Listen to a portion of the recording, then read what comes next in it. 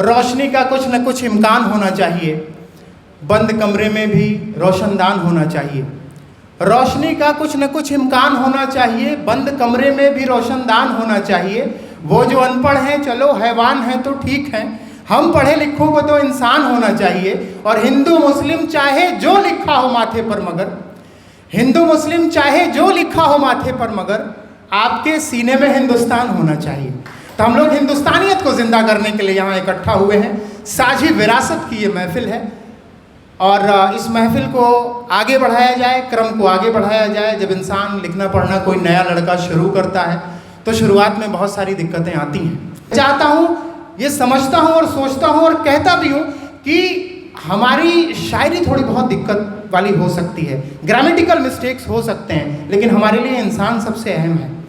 इंसान जुड़ा रहेगा तो शायरी भी ठीक हो जाएगी। मुकेश भाई, सारे ऐसे लोग हैं जो शायरी के उच्च स्थान पे हैं और अपने आप को शायरी का ज्ञाता समझते हैं। वो उर्दू हिंदी की बात करते हैं। कई सारे लोग कहते हैं कि उर्दू रस्मुल ख़त में होना चाहिए, कई लोग कहते हैं हिंदी रस्मुल ख़त में होना चाहिए। भाई रस्मुल ख़त तो तब रहेगा, आपकी राइटिंग तब रहेगी तो जब इंसान रहेगा।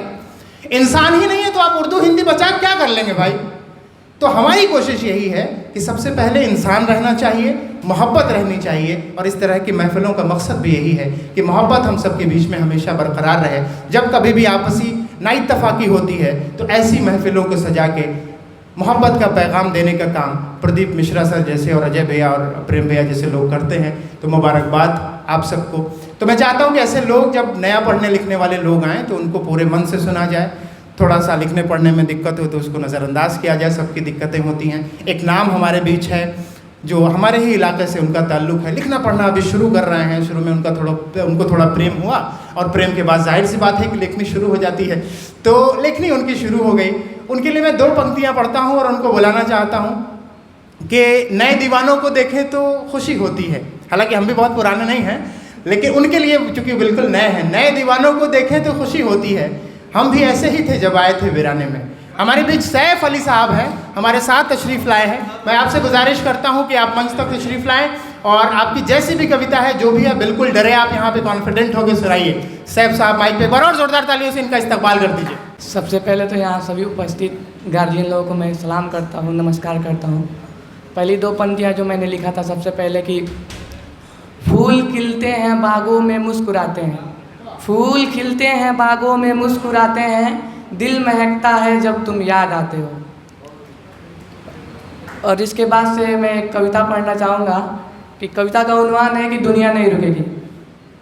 घर आपके आएंगे लोग, आपसे मिलेंगे लोग, आपसे घुलेंगे भी लोग, आपके साथ समय बिताएंगे भी लोग, फिर अपने घर को चले जाएंगे लोग। क्यों? क्योंकि दुनिया नहीं रुकेगी।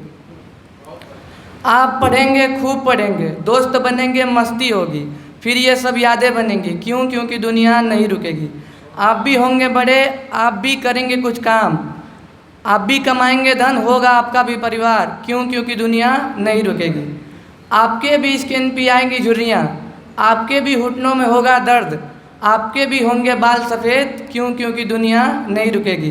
फिर से आपके घर आएंगे लोग, आपके घर रोएंगे लोग, पढ़ा जाएगा आपके नाम का भी राम नाम सत्य, लेटा देंगे चिता पे, लगेगी आखिरी याद, चलता रहेगा यही सिलसिला ज़िंदगी का। आएंगे लोग, जाएंगे लोग, क्यों? क्योंकि दुनिया नहीं रुकेगी। 2-4 लाइनें और हैं।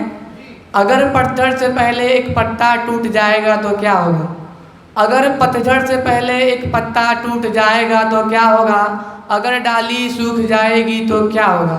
किसी रोज़ आएंगे लकड़हारे एक पेड़ की तलाश में, एक बागीचे से एक दरख्त बिछड़ जाएगा तो क्या होगा। 2-4 लाइनें और हैं।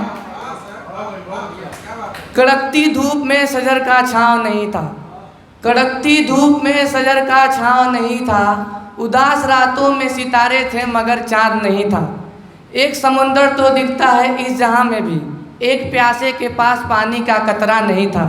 मेरे कमरे में उजाले की मांग थी मुझसे, मेरे कमरे में उजाले की मांग थी मुझसे, मैं कहाँ से रोशनी लुटाता, मेरे पास चिराग नहीं था। उसकी हाथों की लकीरों में क्या नहीं था, बहुत तलाशा मगर मेरा नाम नहीं था।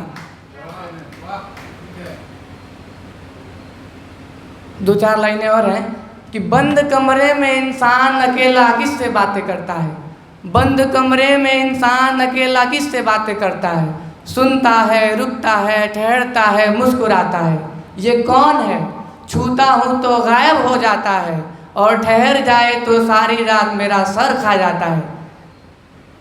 बहुत बहुत शुक्रिया।